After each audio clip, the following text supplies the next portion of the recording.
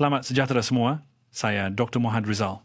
Hari ini, saya ingin mengajak semua orang untuk berbincang tentang isu dialisis. Satu masalah yang dihadapi oleh tidak sedikit rakyat Malaysia selepas usia persaraan.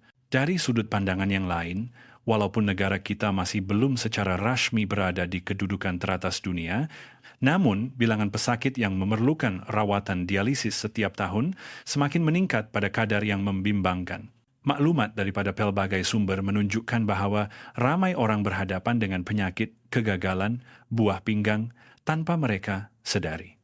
Sedangkan pada hakikatnya, terdapat cara-cara yang sangat mudah untuk mengenal pasti tanda-tanda amaran kegagalan buah pinggang sejak dari peringkat awal lagi, yang boleh dilakukan sendiri di rumah dan tidak memerlukan sebarang kos langsung. Tetapi amat malang, kaedah yang mudah namun penting ini jarang sekali dijelaskan secara terperinci oleh mana-mana doktor agar pesakit faham. Walaupun terdapat data pemantauan daripada satu kumpulan yang terdiri daripada lebih 68,000 orang selama 15 tahun, yang menunjukkan bahawa 81% pesakit kegagalan buah pinggang mempunyai tanda-tanda amaran yang jelas sekurang-kurangnya 1 tahun sebelum mereka didiagnosis. Tanda amaran penting ini sering diabaikan dan tersembunyi dalam satu tabiat yang kita lakukan setiap pagi secara tidak sedar, yaitu air kencing pertama pada hari tersebut. Oleh itu, hari ini saya telah memutuskan untuk berkongsi kaedah pemerhatian yang paling mudah dan tepat tanpa memerlukan sebarang peralatan dan tanpa sebarang kos. Anda hanya perlu meluangkan masa lebih kurang 10 minit untuk membuat pemerhatian, dan ini boleh membantu Anda menjimatkan kos dialisis pada masa hadapan yang boleh mencecah ribuan ringgit setiap bulan, dan yang paling penting, yang membantu Anda mengekalkan kualiti hidup di usia persaraan untuk tempo yang paling lama. Sebelum kita masuk ke kandungan utama, jika Anda merasakan video hari ini bermanfaat, jangan lupa untuk tekan suka, ikuti saluran kesihatan warga emas dan kongsi kepada orang yang Anda sayangi ya. Sebelum kita memerhatikan tanda-tanda pada air kencing, kita perlu faham bagaimana buah pinggang berfungsi.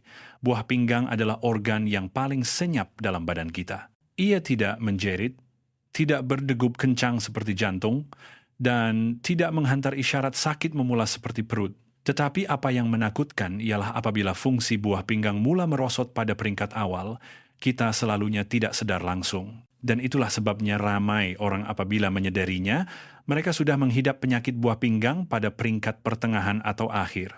Jadi mengapa air kencing pertama pada waktu pagi begitu penting? Ini karena sepanjang siksa pola 8 jam kita tidur pada waktu malam, badan tidak mendapat bekalan air tambahan. Oleh itu, air kencing menjadi lebih pekat dan menjadi cerminan yang paling jelas tentang fungsi buah pinggang, boleh diibaratkan seperti cermin yang memantulkan kebenaran tanpa berbohong. Cuba bayangkan penapis sisa makanan yang kita gunakan di sinki dapur. Jika penapis itu masih elok, ia akan membenarkan air mengalir melaluinya, tetapi menahan sisa makanan seperti nasi atau sayur supaya tidak masuk ke dalam longkang. Buah pinggang juga berfungsi dengan cara yang sama. Ia menapis darah 24 jam sehari, mengasingkan bahan buangan untuk membentuk air kencing, sama ada urea atau toksin yang terkumpul daripada proses metabolisme badan.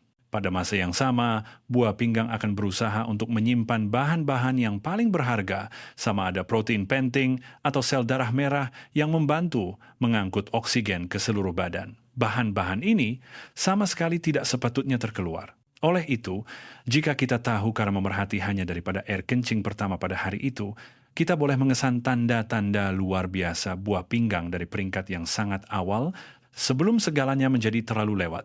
Cara mengenal pasti tanda kebocoran buah pinggang hanya dengan melihat buih dalam air kencing selepas bangun tidur.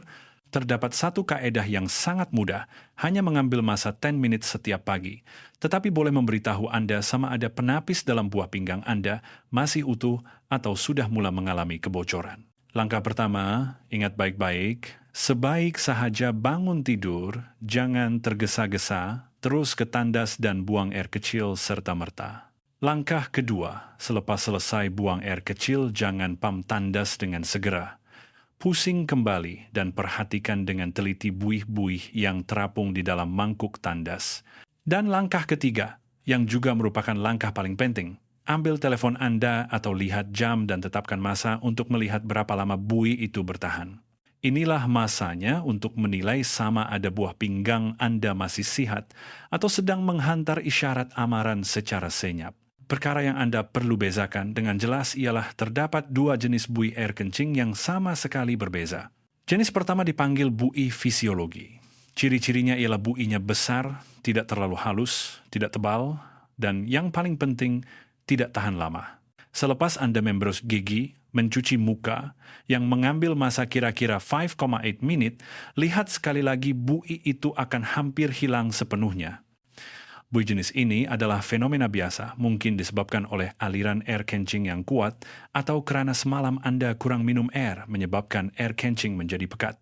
Perkara ini tidak perlu dirisaukan. Tetapi jika buih itu masih ada, terutamanya jika ia bertahan lebih daripada 10 menit dan masih kelihatan tebal, halus, dan tidak hilang, maka pada masa ini Anda harus berhati-hati karena ini adalah tanda kebocoran buah pinggang, yang bermaksud terdapat protein yang bocor keluar bersama air kencing, satu perkara yang sepatutnya tidak berlaku. Dan seterusnya, saya akan jelaskan apa yang perlu Anda lakukan jika Anda mengesan buih jenis ini supaya keadaan tidak menjadi terlalu lewat. Jenis buih yang membimbangkan, halus, padat, dan tidak hilang. Jika buih dalam mangkuk tandas yang Anda lihat pada waktu pagi mempunyai ciri-ciri kecil, halus, padat, seperti lapisan buih bir yang baru dituang, dengan buih-buih kecil tersusun rapat, membentuk lapisan yang menutupi permukaan air dan bertahan lama tanpa hilang walaupun selepas beberapa menit, itu mungkin bukan lagi perkara biasa. Perkara yang paling menakutkan ialah apabila buih jenis ini kekal sama, tidak berubah walaupun Anda memerhatikannya selama lebih 10 atau 20 menit, dan jika ia muncul secara berterusan selama beberapa hari, itu mungkin tanda senyap keadaan kebocoran buah pinggang, satu kerusakan yang sedang berlaku pada penapis buah pinggang Anda tanpa Anda sadari. Dalam keadaan normal, protein adalah bahan penting yang perlu dikekalkan di dalam badan, tidak sepatutnya terkeluar melalui air kencing. Tetapi apabila buah pinggang mengalami kebocoran, protein akan meresap keluar bersama air kencing tanpa Anda sadari. Dan karena protein mempunyai sifat melekat, ia menghasilkan lapisan buih yang tebal, melekit, dan sukar hilang seperti yang Anda lihat. Dalam perubatan, gejala ini dipanggil proteinuria dan dianggap sebagai tanda permulaan yang paling biasa bagi penyakit buah pinggang dan selalunya berlaku tanpa sebarang gejala sehingga penyakit menjadi teruk. Oleh itu, jika Anda perasan buih jenis ini muncul berulang kali, jangan ambil mudah. Itu mungkin amaran senyap dari buah pinggang Anda yang sedang meminta pertolongan sebelum terlambat. Apa yang saya katakan ini bukan sekadar pendapat pribadi, tetapi berdasarkan satu kajian berskala besar yang memantau sekumpulan lebih 63,000 orang selama 15 tahun. Kajian ini mendapati bahwa mereka yang mempunyai gejala air kencing berbuih secara berterusan mempunyai risiko untuk menjalani dialisis dalam tempo 5 tahun adalah setinggi 91%. Angka ini lebih menakutkan daripada tulisan berwarna merah dalam keputusan ujian darah. Dan untuk memberi gambaran yang lebih jelas kepada semua, saya ingin menceritakan dua case sebenar dua orang pesakit yang pernah saya rawat. Yang pertama ialah Puan Latifah, kini berusia 56 tahun. Beliau datang berjumpa saya 2 tahun lalu selepas menonton satu video yang dihantar oleh rakan-rakannya tentang memerhatikan buih dalam air kencing. Beliau telah mencobanya selama seminggu dan mendapati bahwa setiap pagi buih di dalam mangkuk tandasnya masih terapung di permukaan air selama lebih 15 menit tanpa hilang. Mula berasa bimbang, beliau segera datang ke klinik saya. Saya telah melakukan pemeriksaan rapi dan mendapati bahwa bacaan GFR beliau, yaitu kadar penapisan buah pinggang, telah menurun ke tahap penyakit buah pinggang kronik peringkat awal.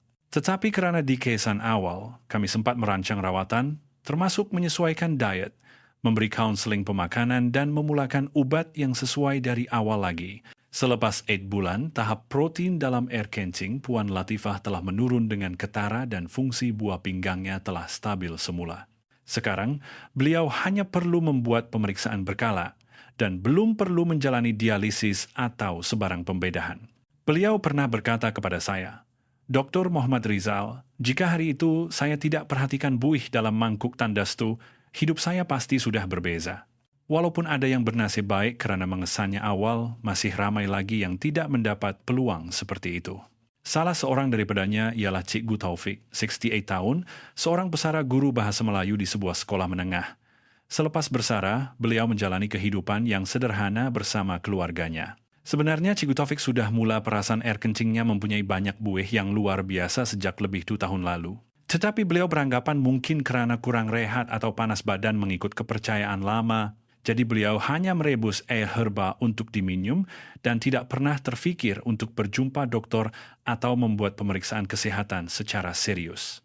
Tetapi segalanya berubah pada tahun berikutnya, apabila pada suatu hari, kedua-dua belah kakinya bengkak dengan truk. Keluarga terpaksa bergegas membawanya ke hospital untuk rawatan kecemasan. Dan apabila ujian darah dilakukan, semua orang terkejut karena fungsi buah pinggangnya hanya tinggal 11%, yaitu sudah memasuki peringkat akhir kegagalan buah pinggang. Kini, Cikgu Taufik terpaksa menjalani dialisis 3 kali seminggu. Setiap sesi berlangsung selama 4 jam. Kehidupannya telah berubah sebenarnya. Aktiviti yang pernah dilakukannya terpaksa dihentikan. Keletihan dan batasan fisikal telah menjejaskan kualiti hidupnya secara serius. Pada suatu hari ketika terbaring di katil hospital, beliau berpaling dan berkata kepada saya dengan suara yang bergetar, "Dokter, kalaulah saya tahu lebih awal, kalaulah saya lebih ambil peduli tentang buih air kencing itu, mungkin nasib saya tidak jadi begini." Apa yang saya ingin semua orang lihat ialah perbezaan antara Puan Latifah dan Cikgu Taufik bukanlah wang ringgit, bukan juga pengetahuan, tetapi hanyalah kira-kira 10 menit pada waktu pagi, seorang telah berhenti untuk memerhati, manakala seorang lagi telah mengabaikannya. Dan sudah tentu, mengesan tanda-tanda luar biasa hanyalah langkah pertama. Apa yang lebih penting ialah bagaimana kita akan menanganinya. Jika Anda mula melihat air kencing Anda berbuih, walaupun hanya sedikit, atau Anda ingin menjaga buah pinggang Anda dengan serius mulai hari ini, saya ada petua mudah menggunakan bahan-bahan yang sedia ada di dapur kita, tanpa perlu bergantung pada produk suplemen yang mahal, tetapi memberikan hasil yang lebih jelas dan langsung. Hadiah pertama yang mungkin tidak disangka oleh ramai orang ialah kulit tembikai. Ya, bahagian kulit yang sering kita buang selepas menikmati isi merahnya yang manis dan sejuk pada musim panas. Ramai mungkin tertanya-tanya, kulit tembikai boleh bantu menjaga buah pinggang. Rahasianya terletak pada lapisan isi putih yang berada di antara isi merah dan kulit hijau yang keras. Bahagian ini dalam perubatan tradisional dikenali sebagai lapisan rangup kulit tembikai. Para saintis modern juga baru saja mendapati bahwa dalam lapisan isi putih ini terkandung satu bahan istimewa yang dipanggil citruline. Apabila citruline masuk ke dalam badan, ia akan ditukarkan menjadi sejenis asid amino bernama arginin yang mempunyai peranan yang sangat penting. Ia membantu merangsang badan untuk menghasilkan nitric oxide, satu bahan semula jadi yang membantu melebarkan saluran darah, terutamanya kapilari kecil di dalam buah pinggang. Apabila saluran darah di buah pinggang melebar, aliran darah menjadi lebih langkar, seolah-olah membersihkan buah pinggang dari dalam, membantu bahan buangan dan toksin dalam darah ditapis dan disingkirkan dengan lebih berkesan. Ia seperti terapi spa dalaman untuk buah pinggang kita.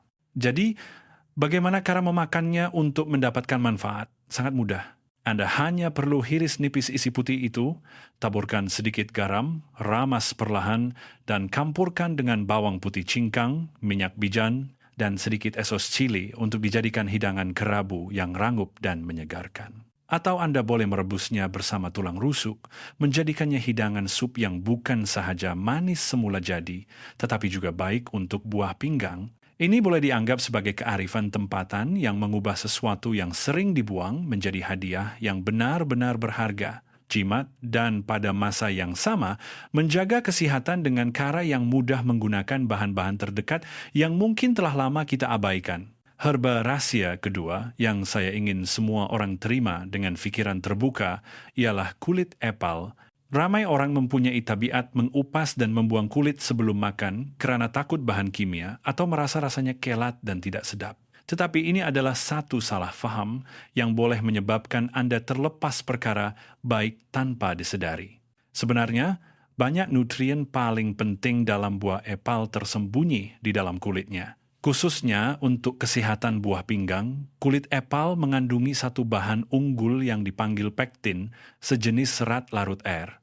Anda boleh bayangkannya seperti span penyerap toksin yang sangat kecil. Apabila pektin masuk ke dalam saluran usus, ia akan perlahan-lahan menyerap bahan-bahan berbahaya yang terkumpul di dalam badan kita, sama ada logam berat, lemak berlebihan, atau kolesterol yang tidak diperlukan oleh badan. Kemudian, ia akan membawa bahan-bahan ini keluar dari badan melalui sistem perkumuhan tanpa membiarkannya diserap semula ke dalam darah. Q berfikirkan, jika toksin dalam darah kita berkurangan, buah pinggang tidak perlu bekerja keras untuk menapis bahan kotor ini lagi. Itulah cara untuk mengurangkan beban buah pinggang dari akarnya. Tetapi ada satu syarat penting yang perlu diingat. Jika Anda bercadang untuk makan kulit epal, Anda mesti membasuhnya dengan bersih. Saya syorkan Anda membasuhnya di bawah air yang mengalir, gunakan berus lembut untuk menggosok perlahan-lahan permukaan kulit bagi menghilangkan semua kotoran, bahan kimia, atau habuk. Dengan cara itu sahaja, Anda boleh makan sebiji epal dengan tenang, dan kulit epal yang biasa itu sebenarnya adalah pembantu hebat yang boleh mengubah kesehatan buah pinggang Anda menjadi lebih baik dengan cara yang tidak pernah Anda sangka. Rahasia penjagaan buah pinggang ketiga yang saya ingin perkenalkan kepada semua orang ialah jus cranberry pekat tanpa gula. Dan saya ingin tekankan di sini, ia mestilah jenis yang tidak ditambah gula, bukan jenis minuman berperisa cranberry yang banyak dijual di kedai serbaneka yang diminum seperti air berkarbonat penuh gula. Apa yang saya maksudkan ialah jus cranberry tulen 100% tanpa sebarang tambahan gula. Walaupun rasanya sangat masam sehingga membuat ramai orang berkerut muka, tetapi manfaatnya untuk sistem urinari kita bukanlah biasa-biasa. Bahan rahasia yang terkandung dalam jus cranberry ialah proanthocyanidins jenis A yang mempunyai ciri unik dalam melindungi buah pinggang daripada kelemahan paling utama sistem urinari, yaitu jangkitan bakteria, terutamanya bakteria E. Coli dari usus besar yang sering bergerak melawan arus, kadangkala merebak hingga ke pelvis buah pinggang dan menyebabkan keradangan.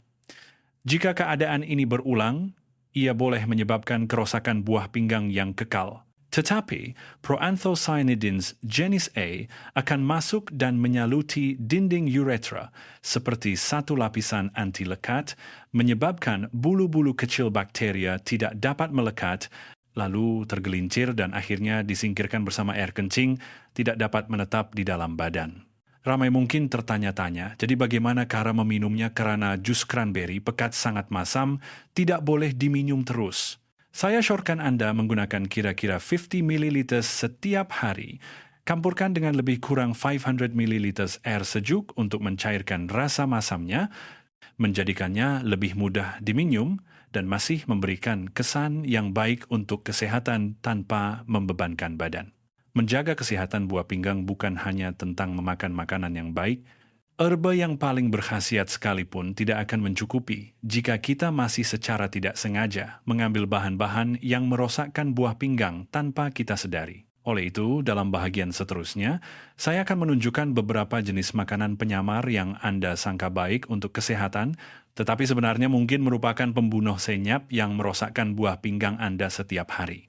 Makanan pertama yang saya mahu semua orang buang segera dari meja makan ialah sup tulang yang pekat, terutamanya jenis yang direbus berjam-jam, sama ada dalam semangkuk mie ramen atau sup tulang ala Malaysia yang kita sangka berkhasiat.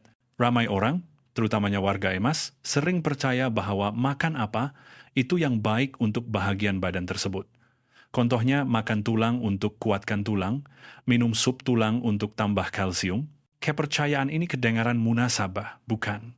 Tetapi sebenarnya, itu adalah satu salah faham yang telah diwarisi sejak berdekad-dekad lamanya. Cuba Anda fikirkan, kita mengambil masa berjam-jam untuk merebus tulang sehingga mendapat kuah yang pekat, tetapi hasilnya ialah kandungan kalsium dalam kuah itu sangat sedikit, hampir tiada. Sebahagian besar kalsium masih melekat pada tulang yang tidak kita makan. Jadi, apa yang ada dalam kuah itu, ia adalah sejumlah besar lemak tepu dan yang lebih menakutkan purin. Apabila purin masuk ke dalam badan, ia akan ditukarkan menjadi asid urik dalam darah. Dan apabila kepekatan asid urik terlalu tinggi, ia akan menghablur menjadi kristal-kristal kecil di sendi dan dalam tisu buah pinggang, seperti jarum-jarum kecil yang tidak terkira banyaknya sedang mengikis buah pinggang kita setiap hari, terkumpul secara beransur-ansur dan menyebabkan kerosakan kekal pada buah pinggang tanpa kita sadari. Hasil akhirnya ialah kegagalan buah pinggang dan boleh berkembang menjadi kegagalan buah pinggang kronik yang tidak dapat dipulihkan.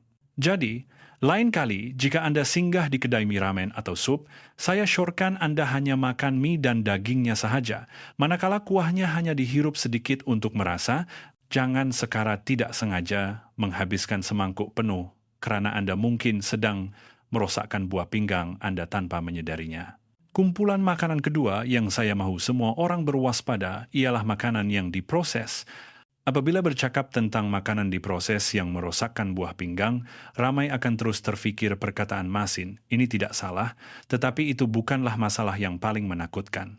Bahaya sebenarnya yang tersembunyi dalam makanan diproses adalah lebih mendalam daripada yang disangka ramai dan hampir tiada siapa yang bercakap mengenainya. Musuh berbahaya yang secara senyap merosakkan buah pinggang bukan sahaja natrium dari garam, tetapi sesuatu yang dipanggil fosfat bukan organik. Ini adalah bahan tambahan yang dimasukkan ke dalam makanan diproses untuk meningkatkan rasa, kelembutan, dan memanjangkan jangka hayat. Dalam makanan semula, jadi seperti daging atau kekacang juga terdapat fosfat yang dipanggil fosfat organik, di mana badan hanya menyerap kira-kira 4,060%. Tetapi dalam makanan diproses seperti sausage, ham, atau bebola ikan, mereka menambah fosfat sintetik yang boleh diserap oleh badan hampir 100%. Apabila kepekatan fosfat dalam darah terlalu tinggi, ia akan menyerang terus saluran darah buah pinggang, menjadikannya keras dan rapuh seperti paip besi lama, kehilangan keanjalannya. Keadaan ini dipanggil kalsifikasi vaskular, yang akan mengurangkan aliran darah ke buah pinggang dan mempercepatkan proses kegagalan buah pinggang secara senyap tanpa kita sadari. Jadi, di mana bahan-bahan ini boleh didapati? Izinkan saya menjawab tanpa perlu berpikir panjang. Sausage, ham, daging salai, bebola daging, bebola ikan, pek perasa dalam mie segera. Dan yang paling berbahaya adalah pelbagai jenis bebola untuk steamboat, boleh dikatakan hampir tiada yang terkecuali. Kumpulan makanan berbahaya. Ketiga, pengambilan protein yang berlebihan, musuh senyap yang tidak disangka ramai. Ramai yang mementingkan kesehatan mungkin akan terkejut. Protein bukan ke nutrien yang baik. Jawabannya, ya. Protein adalah nutrien penting yang membantu membina otot, memulihkan tisu, dan mengekalkan fungsi badan. Tetapi walau sebaik manapun sesuatu nutrien itu, jika diambil melebihi keperluan, ia boleh menjadi beban kepada badan, terutamanya buah pinggang. Bayangkan buah pinggang kita seperti enjin yang berkuasa. Jika dibekalkan dengan jumlah bahan api yang mencukupi, enjin akan berfungsi dengan lancar dan cekap. Tetapi jika setiap hari kita mengisi terlalu banyak bahan api, akhirnya enjin itu akan haus dan rosak. Apabila kita makan protein, badan akan memetabolismekannya menjadi bahan buangan yang mengandungi nitrogen seperti urea atau kreatinin.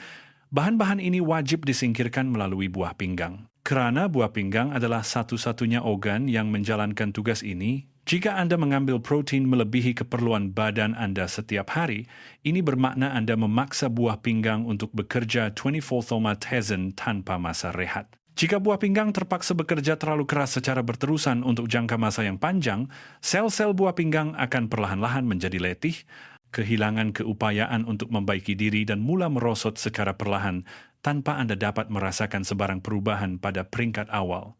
Akibatnya, kecekapan menapis bahan buangan menurun dan boleh membawa kepada kerosakan kronik dalam jangka panjang. Soalan pentingnya ialah, berapa banyak yang mencukupi? Prinsip mudah yang boleh diguna pakai oleh semua orang ialah bagi orang dewasa yang sehat, jumlah protein yang disyorkan setiap hari ialah dengan mengambil berat badan dalam EG darab dengan 0,8 gram. Contohnya, seorang wanita seberat 60 kg, jumlah protein yang sesuai setiap hari adalah kira-kira 48 gram, jauh lebih sedikit daripada yang disangka ramai. Jadi, 48 gram protein bersamaan dengan berapa banyak makanan. Anda hanya perlu makan sekeping daging saiz tapak tangan, tambah segelas susu, sedikit tauhu dan sebiji telur sudah mencukupi.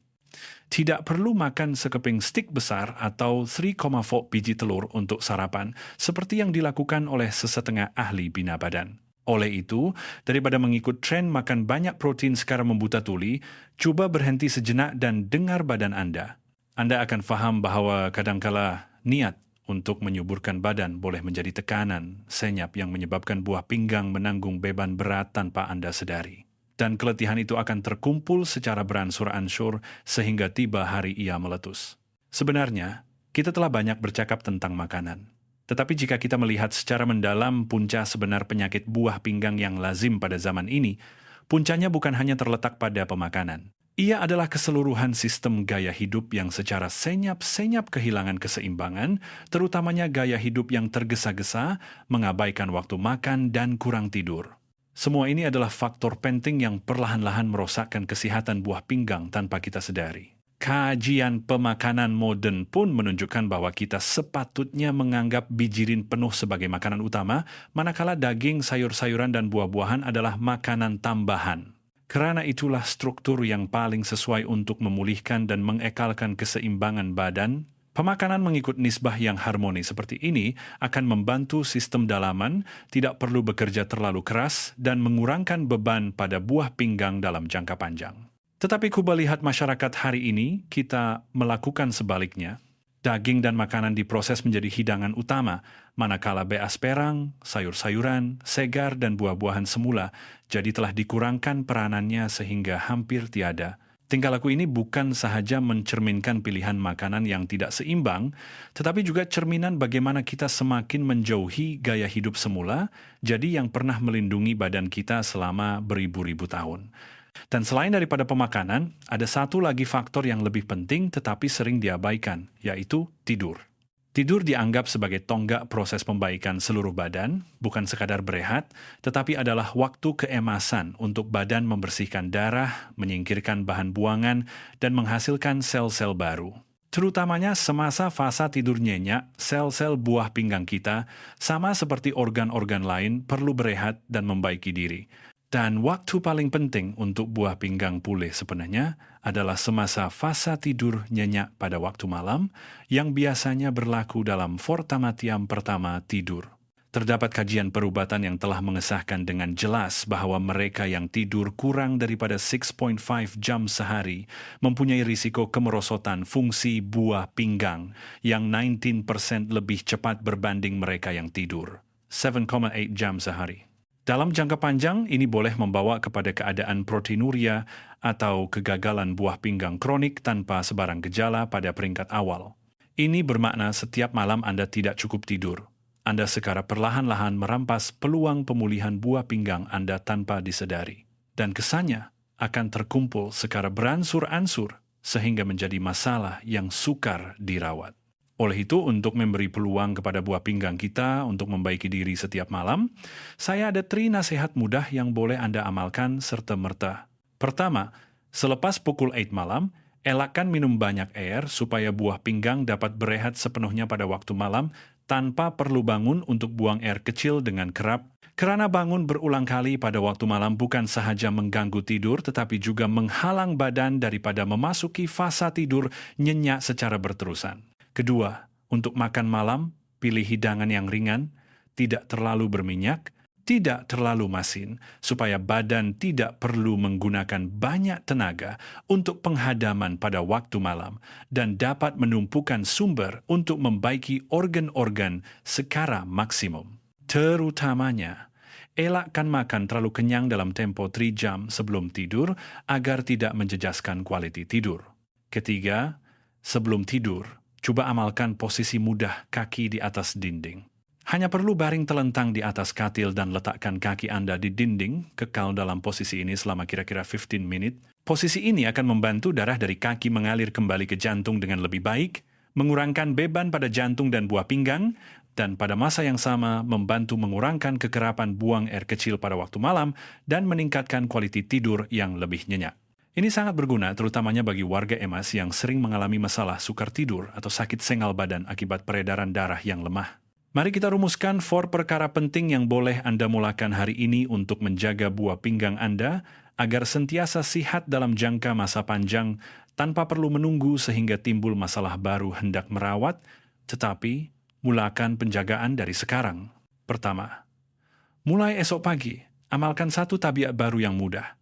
Luangkan 10 menit di dalam tandas pada waktu pagi untuk memerhatikan air kencing Anda setiap hari. Ini adalah cara pemeriksaan kesehatan yang mudah, jimat, dan memberikan salah satu maklumat paling penting yang dihantar oleh badan kepada kita tanpa sebarang kos.